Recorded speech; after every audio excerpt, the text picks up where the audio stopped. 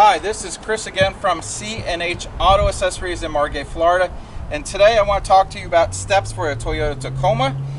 Today we installed the nfab Podium steps. Now what I like about the Podium steps and a lot of the nfab products is they do have a nice step down.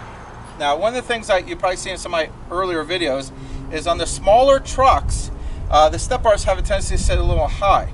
So I always recommending get something that has a drop down step. Now besides looking very nice, and it does work as a good job as protecting the side of the vehicle, you have a true step to get inside. These are actually drop down enough where they are a real step.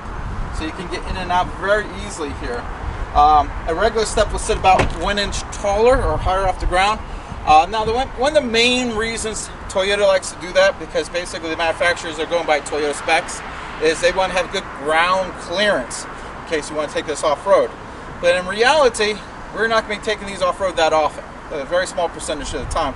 So you really want to have a nice strong step that will get you in and out of your vehicle no problem. The nfabs, as you can see, match this truck very nicely. I do like this black and white look we got going on here. They're reasonably priced, and they do have a little larger step area. If you look here very closely, these come out about maybe almost a full inch further.